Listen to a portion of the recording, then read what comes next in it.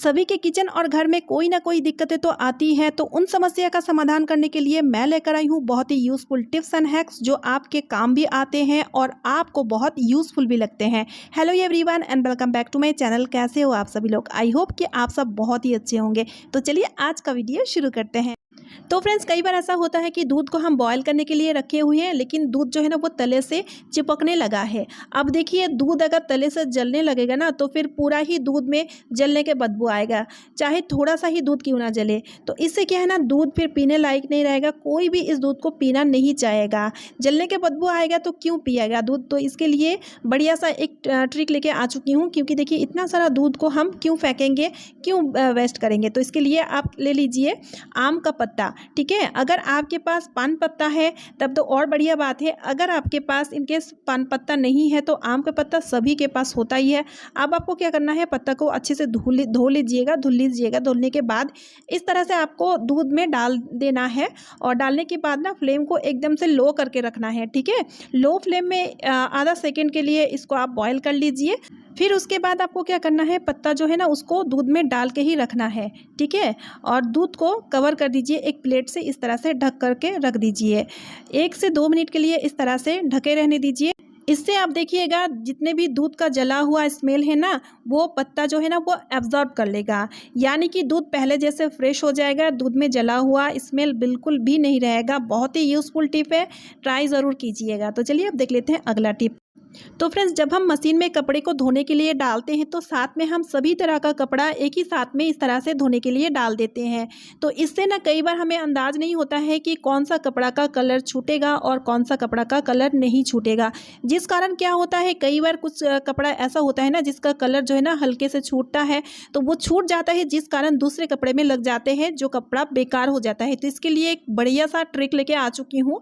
तो आप जब भी मशीन में कपड़े को धोने के लिए डालें और डिटर्जेंट पाउडर या तो फिर लिक्विड वगैरह जो भी आप डालते हैं उसको डाल दीजिए, लेकिन साथ में आप 1 चम्मच शक्कर इसके साथ ऐड जरूर किया कीजिए। इस तरह से देखिए, जैसे कि मैंने लिक्विड डाल दिया है और 1 चम्मच शक्कर मैं इसके साथ ऐड कर दी हूँ। अब देखिए मशीन को मैं चला दूंगी और इस तरह से कपड़ा धोने से आप देखिएगा कपड़े का जो कलर छूटता था ना, जो हल्का फुल्का कलर छूटता है, वो बिल्कुल भी नहीं छूटेगा और कपड़ा बहुत ही बढ़िया तरीके से धुल के रेडी हो जाएगा। तो इस तरह से एक बार आप ट्राई करके ज़रूर देखिएगा। आई होप ये ट्रिक भी आपका बहुत ही काम आएगा। तो चलिए अब देख लेते हैं अगला टिप। सो फ्रेंड्स, यहाँ पर मैंने लिया है कुछ साबुन का टुकड़ा।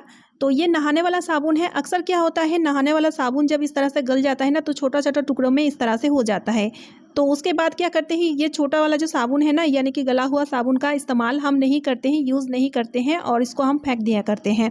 तो इसको ना फेंक के इसका यूज़ काफ़ी अच्छी तरीके से हम ले सकते हैं। तो इसके लिए आप ले लीजिए एक सॉक्स के अंदर ये जो टुकड़ा है साबुन का, इसको ना इस तरह से डाल दीजिए। ठीक है, पुराना सॉक्स लीजिएगा जिसका यूज़ आप नहीं लेते हो। फिर उसके बाद इस तरह से एक गांठ लगा दीजिएगा, इस तरह से नॉट लगा दीजिएगा। ठीक है, और इसका यूज़ हम कहाँ पर लेंगे, चलिए मैं आपको दिखाती हूँ। काफ़ी ज़्यादा यूज़फुल है।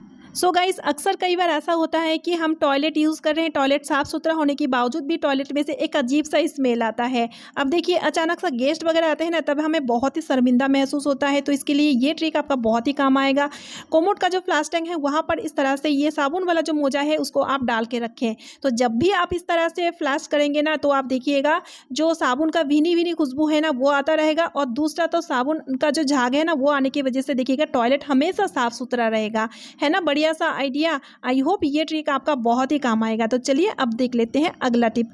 तो फ्रेंड्स, अक्सर कई बार ऐसा होता है कि हाथों में चोट लग चुका है और देखिए चोट लगने की वजह से हम हथेली की मदद से आटा नहीं गूंथ पाएंगे।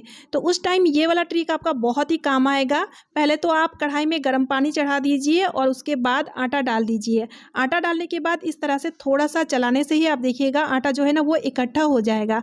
तो देखिएगा इस गर्म पानी डालने का रीज़न ये है कि आटा जल्दी बन के तैयार हो जाएगा और इससे कि ना आपको हाथ लगाने की ज़रूरत नहीं पड़ेगा। ठीक है, और गर्म पानी से जब हम इस तरह से आटा को बनाते हैं ना, तो इस आटा का बना हुआ जो रोटी है ना उसको खाने से गैस एसिडिटी बिल्कुल भी नहीं होगा।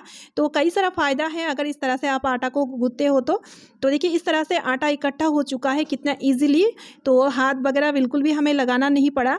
और अब हम क्या करते हैं, देखिए नॉर्मली जब हम आटा को गूंथते हैं ना तो देखिए इस तरह से खूब आटा को हम मसलते हैं, उसके बाद ही अच्छे से सॉफ्ट आटा बनता है। तो अब हमें क्या करना है, छोटा सा ग्रेटर ले लेना है और ग्रेटर की मदद से इस तरह से आटा को आपको क्या करना है, लगा देना है। ठीक है, इससे कि आपको वो हाथ लगाने की ज़रूरत नहीं पड़ेगा। और ग्रेटर से इस तरह से मसलिएगा ना तो देखिएगा आटा बहुत ही अच्छी तरीके से सॉफ्ट होते जाएगा, जैसे कि आप देख रहे हैं। तो गाइस आपसे टेंशन की कोई बात नहीं, अगर हाथों में चोट लग जाए तो आप इस तरह से एक ग्रेटर की मदद से आटे को इस प्रोसेस से गूंथ सकते हैं और सॉफ्ट आटा बना के तैयार कर सकते हैं।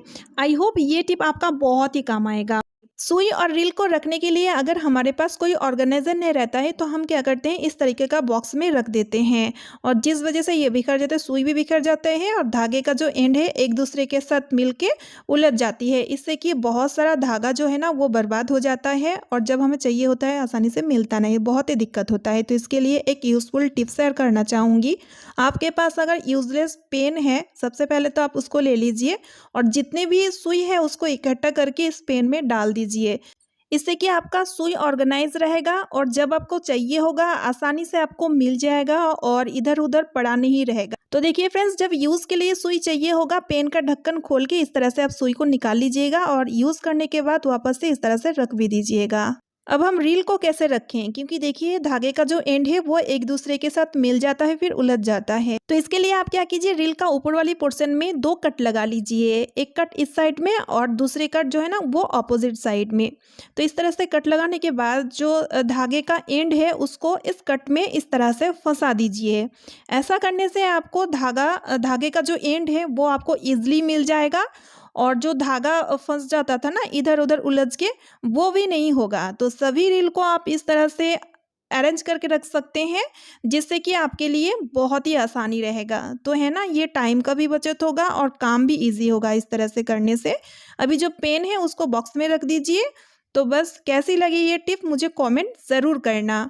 तो मैंने यहाँ पे लिया है एक्सपायरी मेडिसिन। तो देखिए गाइस, मेडिसिन जब एक्सपायर हो जाते हैं तो उनको खाने में यूज़ तो हम नहीं ले सकते हैं, लेकिन इसको हम कई तरह से यूज़ में ले सकते हैं।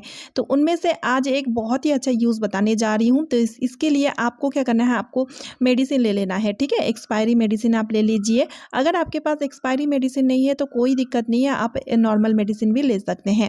अब हम क्या करेंगे, मेडिसिन को इस तरह से कूट लेंगे, कूट के इसका पाउडर बना लेंगे। इसका फाइन पाउडर नहीं बनाना है, बस इसको इस तरह से दरदरा रखना है। तो यहाँ पर मैंने लिया है तवा। तो देखिए गाइस, जब हम तवा में रोटी पराठा जब सेकते हैं ना तो आप देखे होंगे रोटी पराठा बनाते टाइम ये बहुत ज़्यादा काला हो जाता है और जिसे साफ़ करना बहुत ही ज़्यादा मुश्किल हो जाता है। तो इसके लिए देखिए ये मेडिसिन का जो पाउडर हमने बनाए हैं ना उसको इस तरह से ले लीजिएगा। लेने के बाद थोड़ा सा पानी इसमें डाल करके इसको अच्छे से फैला दीजिए। ठीक है, इस तरह से बस तवा में इसको फैला देना है। अब हमें लेना है वाइट विनीगर, यानी कि सिरका, जो चाइनीज़ खाने में हम यूज़ लेते हैं ना उस विनीगर का यूज़ अब लेना है। थोड़ा सा डालना है, आधा चम्मच के करीबन इस तरह से इसमें डाल दीजिएगा। डालने के बाद खूब अच्छे से इस तरह से रब करना है। इससे आप देखिएगा तवा बहुत ही अच्छी तरीके से साफ़ हो जाएगा। चलिए मैं आपको धो के दिखाती हूँ। ये देखिए गाइस, कितना बढ़िया तरीके से तवा साफ़ हो चुका है। इसमें जितने भी काला काला जो गंदगी था ना वो एकदम रिमूव हो चुका है। तो इसी तरह से आप लोहे की तवा, कढ़ाई जो भी आपके पास है उसको आप इस मेडिसिन के थ्रू क्लीन कर सकते हैं। इससे कि एफर्ट और टाइम दोनों ही बहुत ही कम लगेगा। तो इसी के साथ आज का वीडियो का एंड भी मैं यहीं पे कर रही हूँ। आई होप आप सभी को आज का वीडियो यूज़फुल लगा है। वीडियो यूज़फुल लगने पे वीडियो को ज़्यादा से ज़्यादा शेयर कर दीजिएगा, साथ ही साथ एक लाइक कर दीजिएगा। चैनल पे न्यू यानी कि पहली बार हैं तो चैनल को सब्सक्राइब जरूर कर लीजिएगा। तो चलिए मिलती हूँ नेक्स्ट वीडियो में। Bye friends and thanks for watching.